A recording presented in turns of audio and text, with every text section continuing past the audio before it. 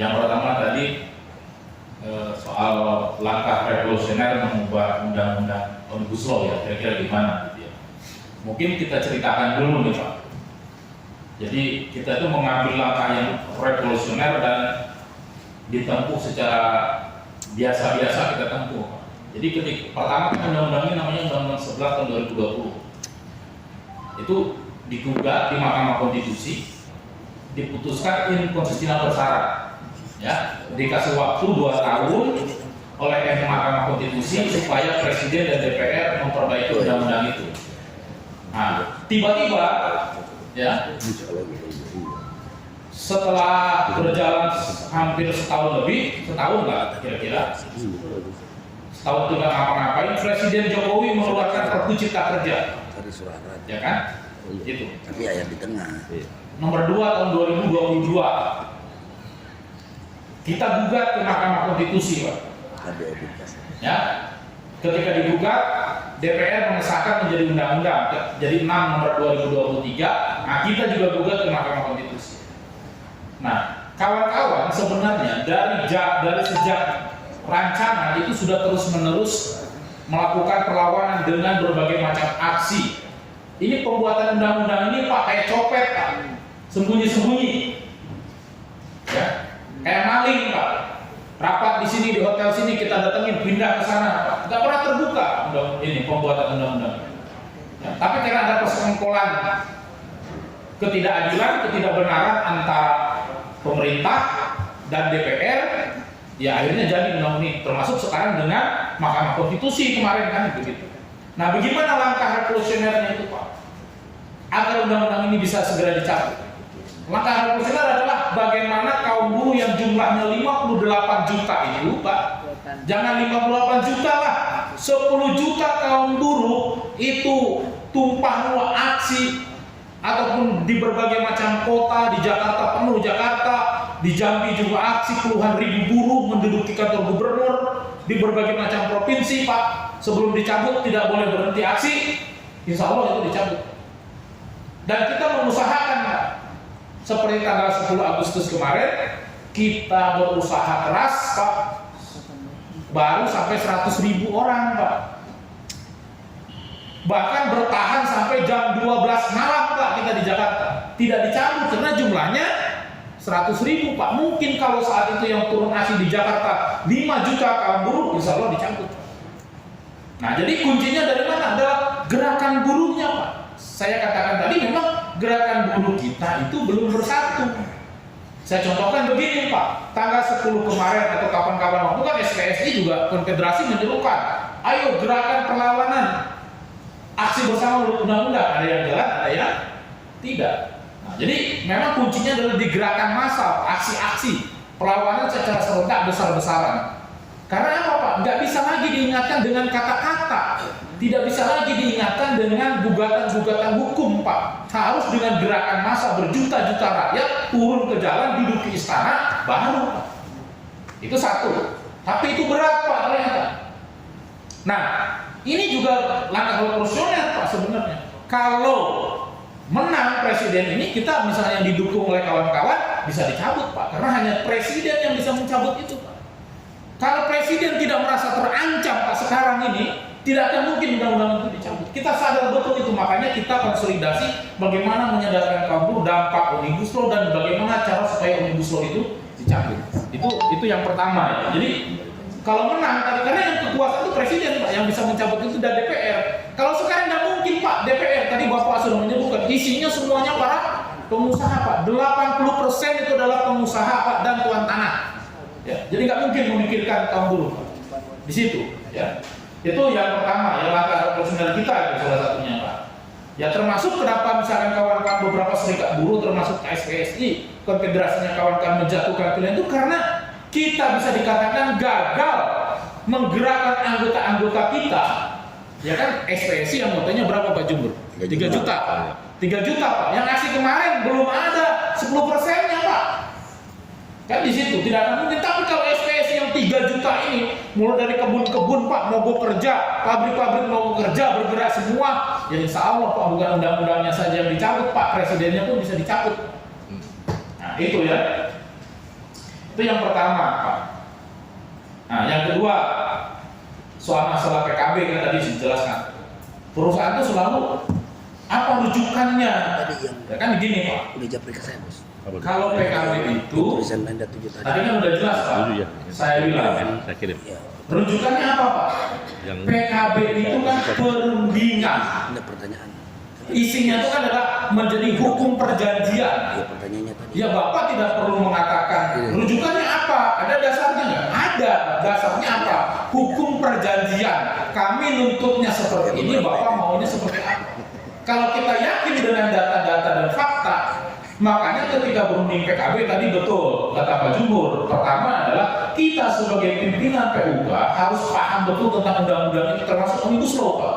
Mana yang merugikan, mana yang menguntungkan, ada yang menguntungkan atau enggak, ya kan? Enggak ada yang menguntungkan, maka dijawabnya oleh PKB. PKB itu mengatur yang tidak diatur, Pak. Karena tujuan PKB itu apa? Pertama adalah memberikan perlindungan kepada anggota dan juga untuk meningkatkan kesejahteraan bagi buruh dan keluarganya. Di situ, Pak. Karena undang-undang itu hanya mengatur minimum, Pak. Paling minim. Selebihnya di mana? Tergantung daripada kita, kesepakatan kita. Contoh, saya bilang, kan Bapak antara kerja yang sudah 10 tahun dengan yang 1 tahun kira-kira upahnya sama atau enggak, Pak? Enggak. Ada yang sama, Pak? Kan kagak benar, Pak, itu. Nah, gimana caranya supaya bisa Bapak nuntut naik itu? Kalau kerja di sawit, Bapak harus tahu berapa hasil panen itu setiap hari, Pak. Jadi punya tahu sampai tahu data tentang keuntungan perusahaan itu seperti apa. Bapak kalau kerja di Sinarmas ini, Pak, ya nuntut naik 10% dari upah UMK itu nggak akan bangkrut Sinarmas itu. Kalau dia mengatakan ini pengusahanya begini, Pak, kita ini rugi, Pak. Ada nggak cerita para pengusaha ini yang mengatakan untung bilang-bilang ke kawan-kawan? Ada nggak? Nggak ada, selalu ngomongnya rugi. Ya, Sinarmas itu rugi katanya. Ruginya dari mana Sinarmas? Kalau pengusaha ini, kayak Sinarmas ini rugi itu biasanya di dalam satu pabrik untungnya 100 miliar, sekarang untungnya cuma 90 miliar misalkan, Pak. Itu rugi bagi mereka. Kalau kita tuh rugi itu benar-benar nggak ada untung sama sekali. Jeblok. Nah, mereka begitu, Pak. Tapi memang intinya adalah ketika berunding PKB itu kita harus menguasai data dan fakta. Itu serikat buruh itu di sana. Nah, kalau di Sinarmas gitu bagaimana dampaknya seperti, karena Sinarmas itu salah satu yang membiayai, ya setidaknya kan dia sebut oligarki, Pak, ini, Pak. Pasti salah satu yang membiayai langsung atau tidak langsung, yang mengusulkan langsung atau tidak langsung tentang adanya omnibus law. Karena ini untuk kepentingan pengusaha, karpet merah bagi para pengusaha dan tuan tanah, Pak. Di situ pasti dia, maka dengan adanya omnibus law disahkan ini gembiranya naudzubillah, senang sekali, Pak. Mungkin dia motong kerbau, Pak. Kan di situ, Pak. Makan-makannya nggak sih, Nah, begitu ya. Jadi di situ, Pak, kunci kita itu. Bagaimana, Pak? Saya punya pengalaman ini, Pak. Nah, bisa salah satu taktik. Nih, FSPP ada berapa Sinarmas? Harusnya bergabung, Pak. Jadi bikin tutupnya bersama. Saya juga ada anggota saya di Sumatera Selatan, itu juga Sinarmas. Dulu itu ada ketuanya di PHK, Pak, dengan alasan banyak, padahal dia nuntut ada kekurangan jam kerja yang dibayarkan oleh security terhadap security-nya. Itu di PHK dia, Pak. Kita demo, Pak, di Jakarta, Pak. Akhirnya nggak jadi di PHK. Akhirnya uang kekurangan sekitar kalau nggak salah 3 miliar kali itu dibayarkan, Pak, kalau nggak salah. Di Sumatera Selatan itu kita demo Sinarmas, kita ketemu. Ya. Tapi memang ini kan kita nggak bisa hanya bicara, Pak, harus ada data fakta yang tertulis, Pak. Bahkan di situ bersama-sama nih, di Jambi ada berapa Sinarmas di bawah SPPP ini kumpul bersama, apa masalahnya? Nanti ajukan bersama ketemunya dengan Sinarmas. Bisa Pak Munji nanti ketemu di nasional itu dengan bosnya langsung, gitu, Pak. Ini masalah anggota kami, kalau enggak kita kampanyekan internasional, kita demo di pabrik-pabrik, bahkan di Jakartanya kita demo itu, Pak. Bisa itu, Pak. Sebagai salah satu taktikal. Nggak mau. Siapanya? Sinarmasnya nggak mau. Nggak maunya apanya? ARD-nya nggak mau. Nggak mau ARD-nya. Ganti ARD-nya kalau gitu. Nggak, kita udah upayakan. Nah, Kita beberapa kali upayakan, tapi sampai hari itu nggak. gitu ya. Ya karena demonya nggak di Jakarta mungkin. Ya, demonya nggak di Jakarta berarti. Nah, gitu. Tapi secara kita layangkan surat sampai ke paket besar ya Pak. Oh, Iya. sekedar surat nggak mampu. Nggak bisa Pak kalau cuma surat. Sampai hari ini ya belum ada tindakan apa-apa. Kalau kita demo besar-besaran ke sini. Ya, kita bisa Di situ, demo Pak. itu. Ya, bisa jadi salah satunya. Ya. Ya kalau cuma surat Pak, surat itu bisa jadi nggak sampai Pak. Dia ketemu di mejanya, bahkan sampai ininya dibuang sama satpamnya, bisa jadi Pak. Kalau cuma surat gitu. Nah itu memang diperlukan nanti taktik-taktik perjuangan di dalam menghadapi seperti situasi yang macam begitu ya Pak. Ya memang prakteknya tidak semudah kata-kata, tapi itu pasti akan ada jalan Pak. Ya, pasti akan ada jalan bagaimana cara kita menghadapi situasi yang macam begitu Pak. Ya.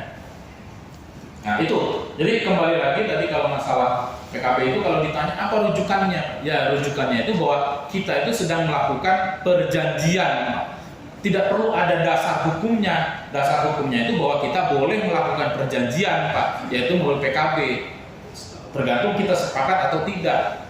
Kan di situ Pak, jadi dasarnya di situ, nggak mesti ada undang-undangnya. Kalau sudah diatur dalam undang-undang kan ngapain kita berunding? Di situ seperti yang dicontohkan oleh Pak Jumur tadi ya. Saya kira di situ kawan-kawan sekalian mungkin tambahan dari saya ya tentang bagaimana kita beberapa hal aspek tadi, baik secara bagaimana kita untuk bisa mencabut omnibus law gitu, dan kita tidak akan pernah berhenti ya kawan-kawan sekalian. Terus menerus kita walaupun sekarang sudah disahkan kembali undang-undang omnibus law itu sudah disahkan melalui Mahkamah Konstitusi, kita terus menerus melakukan perlawanan. Bahkan kita ini kan ada namanya Aliansi Aksi Juta Buruh, termasuk FSPP, KSPI gitu ya, bahkan koordinatornya Pak Jumur langsung ASP itu juga menggalang ada sekitar 40-an federasi serikat pekerja serikat buruh Pak. Cuma masalahnya tadi Pak, baru federasinya tingkat nasional bersatu, tapi belum anggota-anggotanya bersatu untuk mau bergerak bersama. Mudah-mudahan nanti Jambi bisa melopori Pak. Kalau di Jambi itu kompak, ada gerakan, mungkin di tempat-tempat lain juga akan malu Pak. Wah, Jambi aja yang jauh bisa begitu, bagaimana di Jakarta dan sebagainya bisa ada gerakan bersama. Karena memang agak sulit, agak susah, butuh waktu panjang Pak, karena kita ini terlalu tidur lama gerakan buruh itu. Jadi butuh membangkitkan kesadaran itu kan tidak mudah Pak. Tadi apalagi sekarang Pak, dengan adanya undang-undang omnibus law kan buruh itu semakin tidak memiliki kekuatan.